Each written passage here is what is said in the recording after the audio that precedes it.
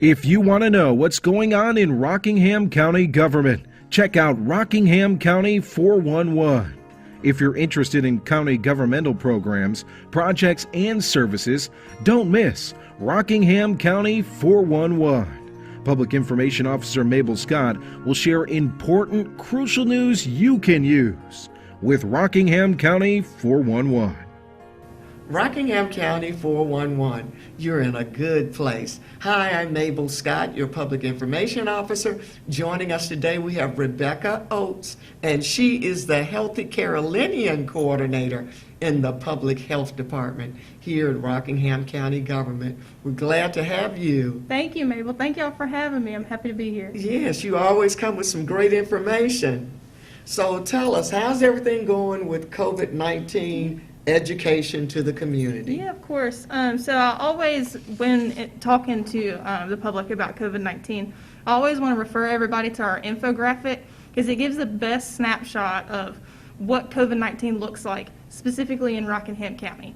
And this is the most up-to-date information that we have locally, and most times it's most up-to-date even compared to the state because we're the ones that send any information over to the state level and then they update so on and so forth. So we recently added, we've been doing this since the beginning of COVID, and we recently added a couple of new things to our infographic. So down here at the bottom, we have two graphs right here, total positive cases by week and new positive cases by week. And you can see both of them are still sort of on an upward trend. Right here, total positive cases by week, we really want to see that flat line. We don't want to see any any cases being reported here. So we want to see that flat line. As far as new positive cases by week, we really want to see this turn the curve here. So you see our trend line is still pointing upwards. We really want to see this coming down in a more declining position. We also have positive cases, percent of positive cases. We're sitting at about 8.5% positive cases here in Rockingham County, and our goal is to be at 5% or below percentage positive cases. And people can see this information every morning. It's updated Monday through Friday. Yes, ma'am. That's exactly right. It's updated every morning, Monday through Friday. And you can see it on our Department of Health and Human Services Facebook page, our Twitter page, and our web page as well, our website. Yeah, and you can see it on Rockingham County governmental website, myrockinghamcountync.com, and on our Facebook page. So the infographic, from a pictorial standpoint, it kind of meshes in all of this information and data, the demographics, everything in that one thing. Correct. I mean, it's a comprehensive living, breathing document. It gives you total cases and then the breakdown of those cases where those individuals are. Like you said, there's demographics, so we break down by race and ethnicity. We do it in comparison to total North Carolina cases. And again, we just added those two graphs down at the bottom there to sort of give us a visual representation of where we're headed, but also talking about where we want to be. So we're giving ourselves like goals now. Like we're talking about percent positive cases where we're at that 8.5% positive, but we want to be at 5% or below. So it's also giving the public sort of a tangible goal, and again, just seeing visually where we're at. And the good thing I love is to see the responses when people let us know, oh my goodness, look what happened, or oh boy, these numbers are looking better.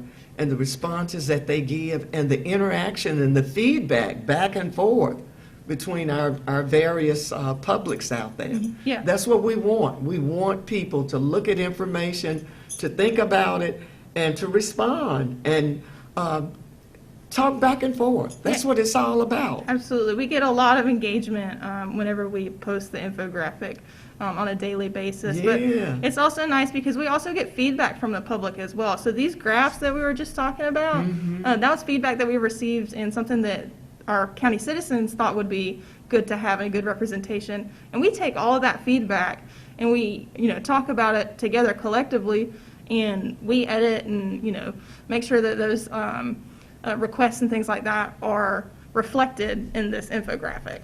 And that makes people feel good too. when you offer suggestions and you know that the folks who are working in county government are listening with open ears, actively listening and trying to say, what can we do to use their suggestions and ideas? That means a lot. Absolutely.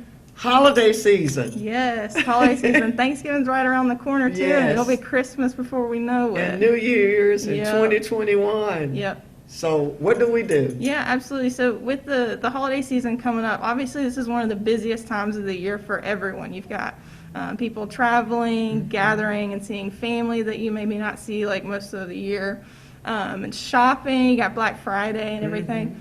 So what do we do with COVID thrown in the mix?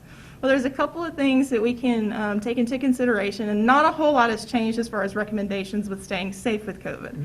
So one of those being, of course, everyone's tired of hearing it, but it's one of the most important things that you can take into consideration when staying safe is remembering your 3 W's. So remembering to wear your mask, wait at least 6 feet apart from others, and washing your hands with warm water and soap for at least 20 seconds, or you can use hand sanitizer. Sing that birthday song. Absolutely. When gathering with others, you want to limit those social gatherings to no more than 10 people, 10 people being the cutoff, and that's from the Executive Order 176 that was signed by the governor. That's supposed to come back December 4th, so that executive order ends December 4th, but I'm sure that will be touched on again with the governor coming into the holiday season. You want to limit social contact with others, so limit physical contact with other people. For Thanksgiving, I would recommend you bring your own food and drinks, plates, cups, and things like that, so that you're not sharing communal items with others. It's normally like served family style. Everyone gives in a line and goes down and serves themselves.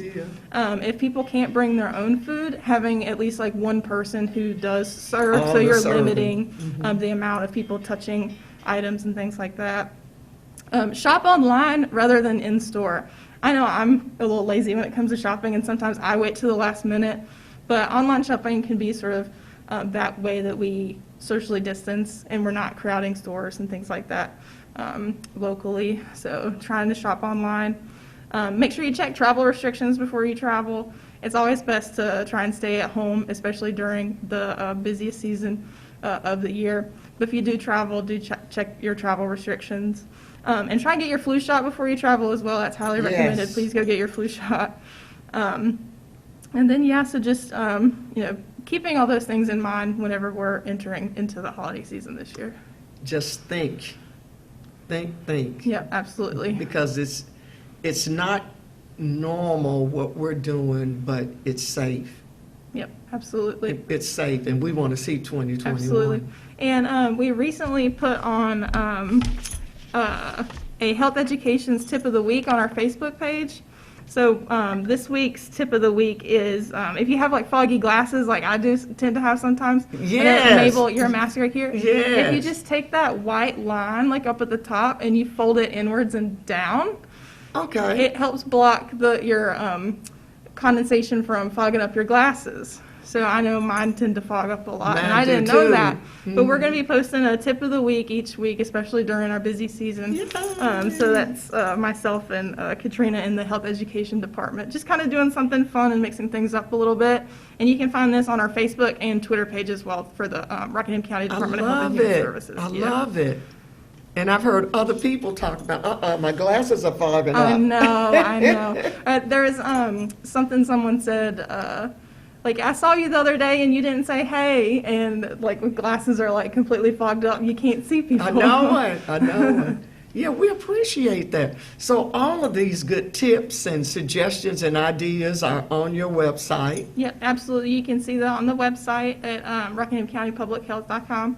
And you can also see it on our Facebook page. We've recently posted a bunch of those different tips and things like that, again, on our Facebook and Twitter page. And we will be actively putting out new tips and recommendations and things like that throughout the holiday season to give people different ideas and creative ways to stay safe during the holiday season. Now, if folks have questions, is it okay to call? Absolutely. You can feel free to call me at 336-342-8258. My email is also roaks@co.rockingham.nc.us. Rebecca Oaks. And what's this about walking challenge? Yeah, so the Be Healthy group had a virtual walk-in challenge. It was a 4-week challenge that challenged people to get out and be active, be healthy. So an easy way to do that is to go out and walk. I mean, that's something that most of us are able to do. It's low That's impact. simple. Yeah, it's very simple. And it's a way to socially distance. And why do we need to keep doing things like this? Yeah, so I mean, it's a great way to, again, just keep in mind your physical health. Walking is a great way to sort of like de-stress too. It's been found to de-stress. You sort of get out in nature, you know, breathe in some fresh air. It's a great way to de-stress, especially during this stressful time. It is. Walking is a great way to, again, socially distance from others. And again, like we just talked about, it's a great low impact physical activity that you can do yourself. Enjoy nature. Absolutely. Yes, it's free. Yep, absolutely.